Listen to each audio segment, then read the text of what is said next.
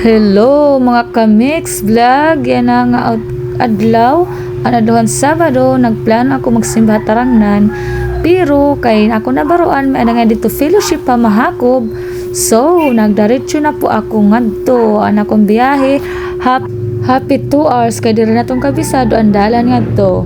Para daling istorya, ayan nakaabot na po ako ngadto nga medyo nagtitikang nangani ang simba ngadto.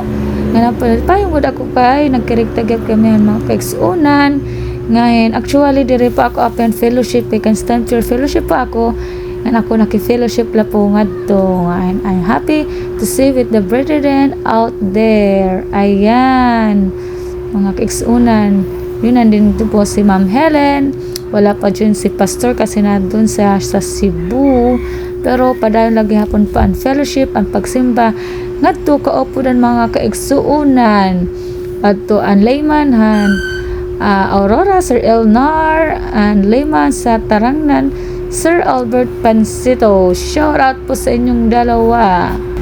At dyan sa Sir Albert po ang aming Divine Service speaker, and it is his first time to visit Mahakop Church, and after his message siyempre mag-happy Sabbath tayo sa ating mga brethren dahil matagal-tagal din kami hindi nagkikita-kita doon.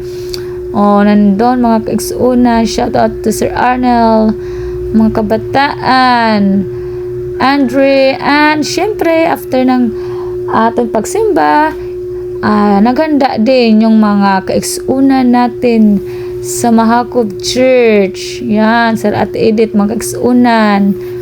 Marami pa dyan, Sir Ruru, Sir Jimwell Belliar, shout out sa mga pagkain. Yun ang aming mga friend Pam Jimelin, love ni Jimelin, shout out Princess and her friend. Ayun, nagpipila-pila na po kami lahat.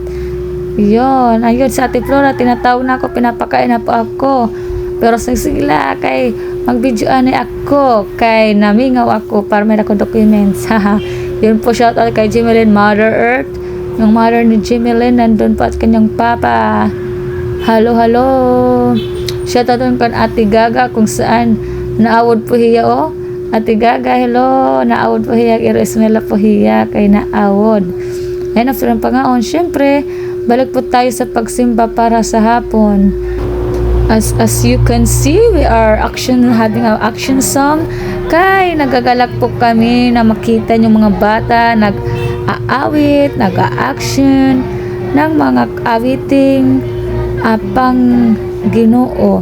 Kami rin ni Micaela ay nag-action din dyan dahil masaya at namimiss din namin makatulad ng mga bata na umaawit. Diba?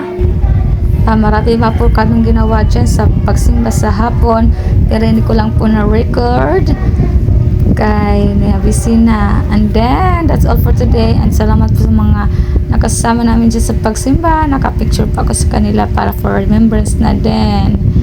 Ayan, gawas po ito ng aming church kasi pupunta na po kami sa Tarangnan kasama si Micaela at si Chino. Kindly like, share, and comment na lang po para ma-notify kayo sa mga next videos natin. Thank you!